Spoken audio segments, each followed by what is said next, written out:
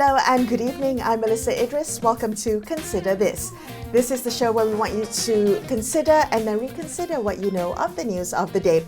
For much of the past decade, the Gulf had appeared unified politically, economically, and strategically.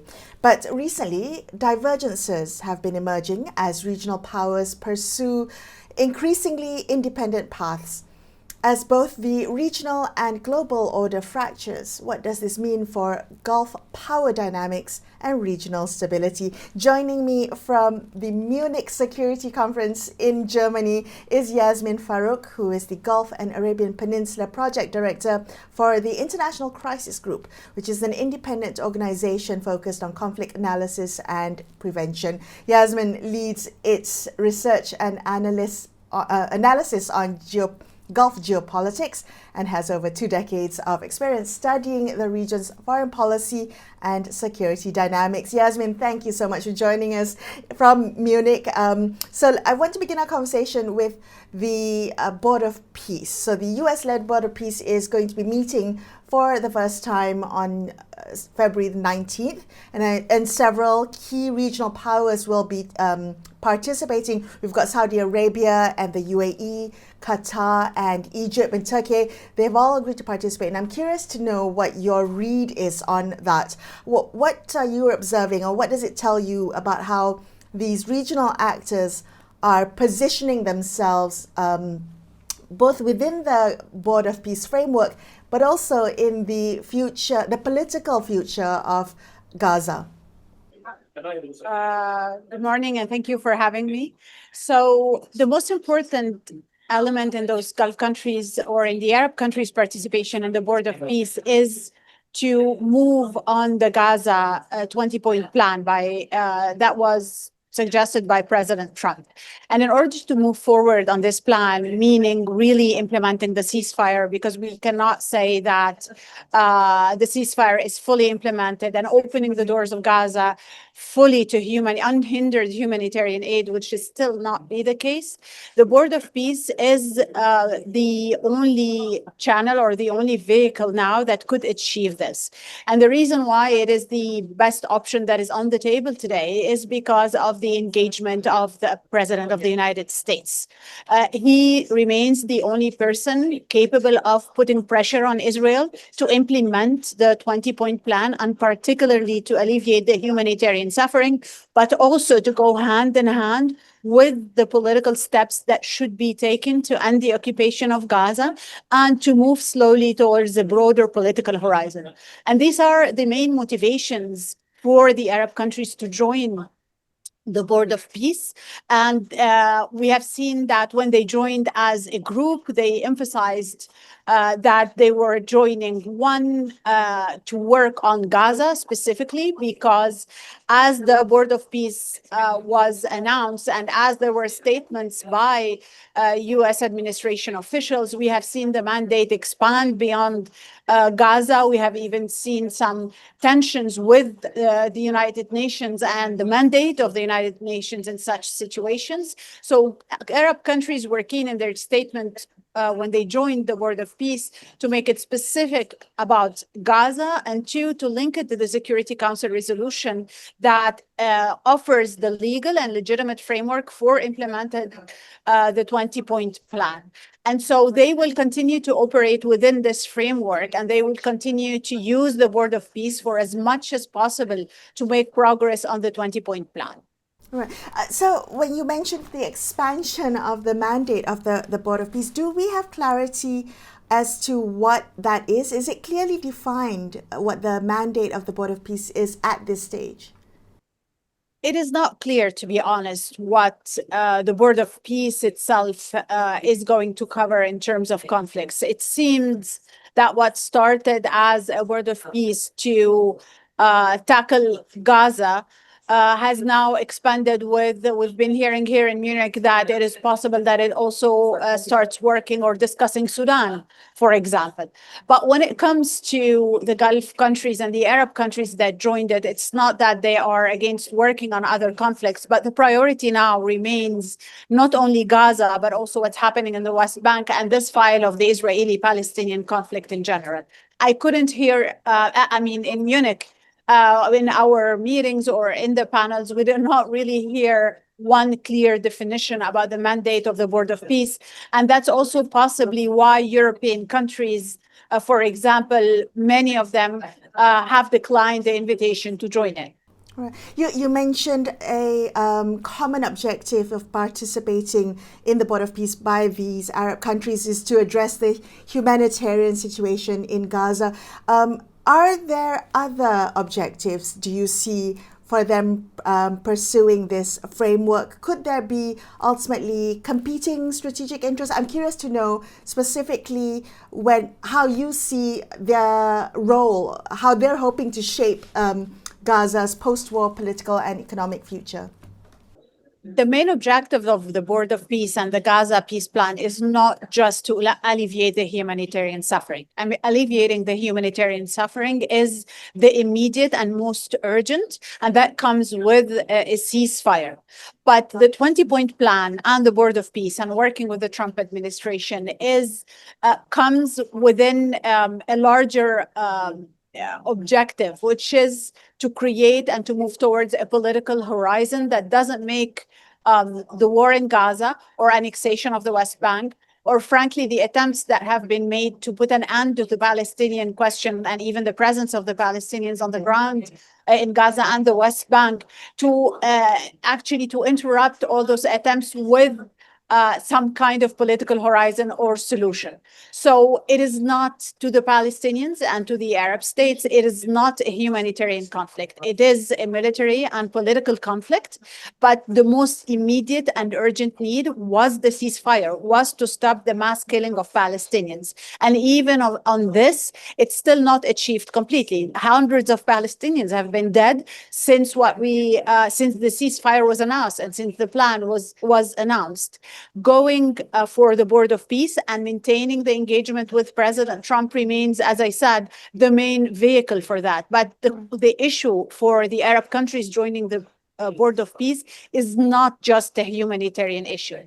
And beyond that, it is also about working with the Trump administration on settling conflicts in the region, because there is here at the Munich Security Conference, for example, we've heard the Saudi Minister of Foreign Affairs saying that, conflict breeds conflict. And we have seen since October 7th that the war that erupted in Gaza was not just contained in Gaza. It also spilled over into the West Bank inside Palestine, but in the region, it spilled over into Lebanon, Syria, Yemen, Iran. It got 2 missile attacks happening on Qatar. So the idea is not just to alleviate the humanitarian suffering. The idea is to start by alleviating the immediate humanitarian suffering and then move to a political horizon, a political solution for the Israeli-Palestinian conflict as a whole. And this is why, the Arab countries keep saying it is not just about Gaza. It is also about the West Bank. It is also about a Palestinian state.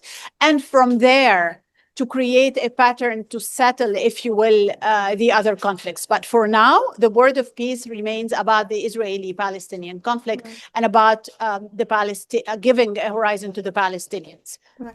Yasmine, can we briefly touch on the Abraham Accords? It's been more than 5 years now since it was signed. I'm curious how you are understanding how the genocide in Gaza has affected some of the strategic calculus of these countries that have normalized relations with Israel under the Abraham Accords.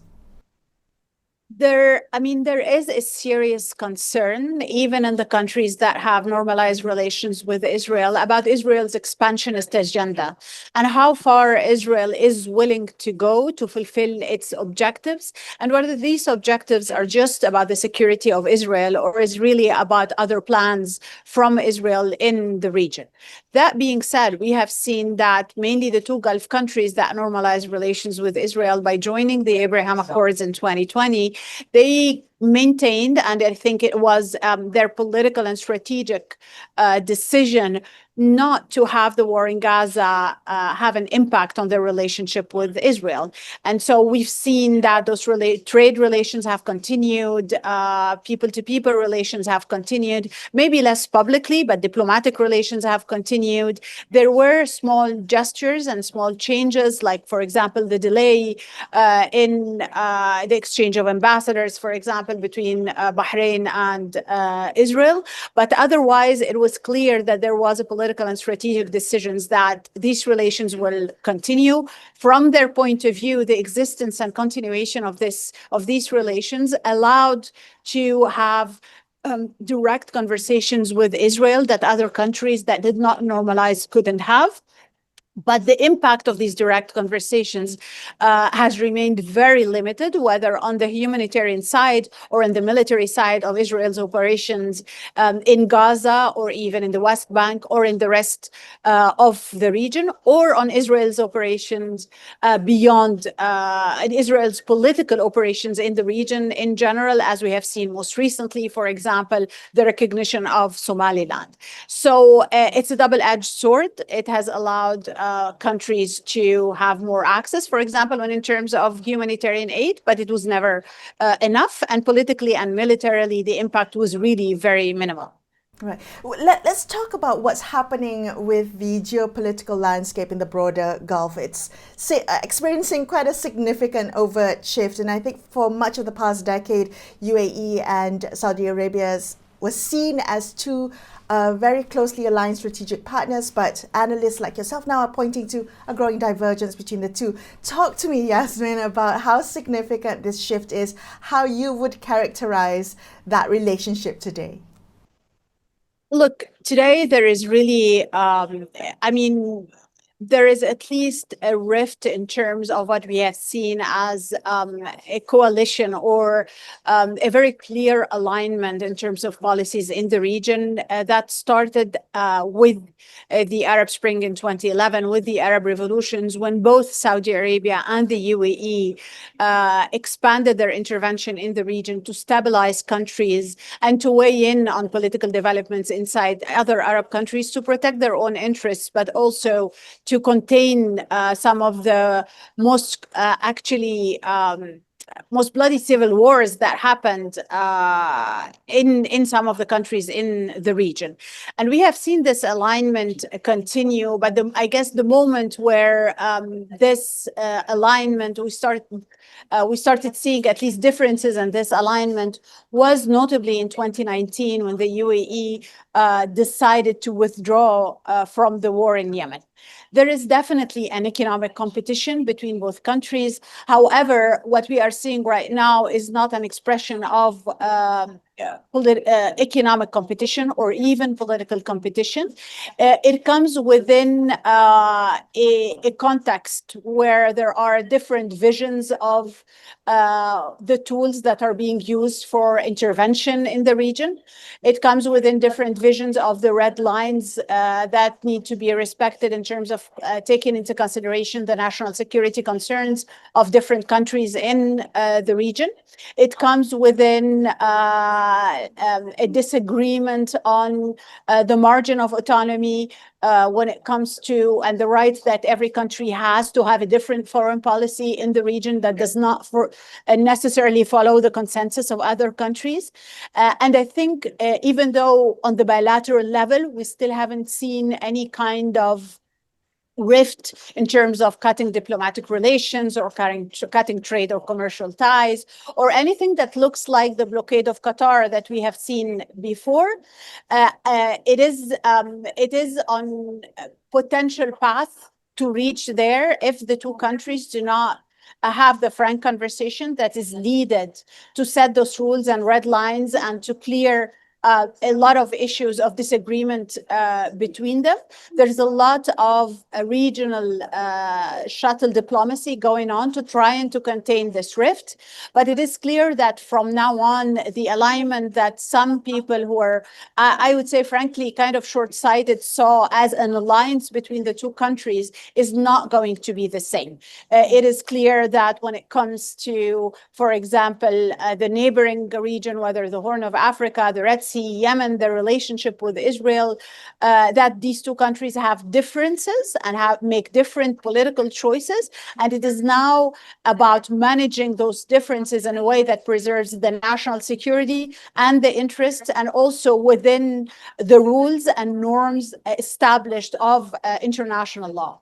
Wow, that was a lot to unpack, and definitely deeper kind of structural divergences within these two countries. Can we delve deeper into that? You mentioned that there are different visions for particularly with the tools used. And if I may ask you about the persistent reports of Gulf states backing various non-state armed actors in the conflicts of Sudan, in Yemen, Libya, Somalia.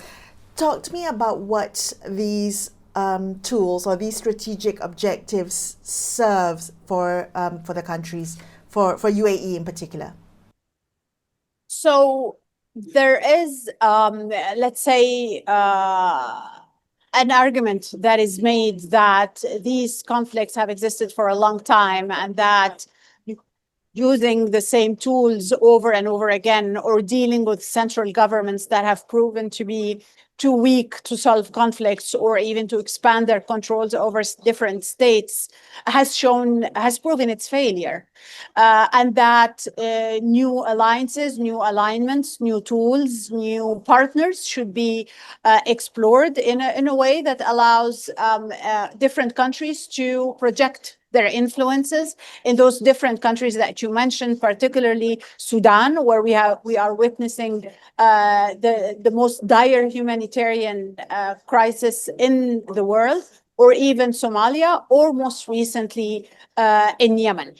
There are established rules within not only the regional system, but also the international system, about the respect for state sovereignty, about the respect for the territorial integrity of states, about the state's monopoly of the use of force. And today, these rules are being very much threatened by the practices and by the interventions in those different conflicts. Right. And also the militarization of those partnerships. It's not just a question of having a political or economic relations with non-state actors or separatist states. It's really also about the militarization of those relationships in a way that makes those militias and those non-state actors or even some separatist states a platform for threatening the national security of neighboring countries, but also, let's say, the last nail in the coffin of the territorial integrity of states, of a seeming of monopoly of power, or of attempts to restore the monopoly of the use of force in a country like Sudan, for example. It is hard to see how the fragmentation and how the diffusion of the arms and the use of force can help stabilize the region, or can help reach the objective of settling conflicts in those three countries. And this is why we are really at a moment of reckoning, where various states in the region, especially the states neighboring countries like Somalia, Sudan and Yemen, those three very hot conflict spots, are concerned not only about the future of those countries, about how unmanageable it will become for them when it comes to the borders that they share and the threats to their national security, but we are now faced with a generalized threat of disintegration of states that will make it impossible to have one interlocutor in each state, one partner with whom to work on conflict resolution, or at least some kind of settlement. Well, if we were to look at the Red Sea specifically, how serious are you are the escalation risks across the Red Sea today, Yasmine? It is very serious because part of this disintegration of states is the proliferation of weapons, but also the smuggling of weapons, of weapon technology, of drugs, of humans between the different militias and terrorist groups across the Red Sea.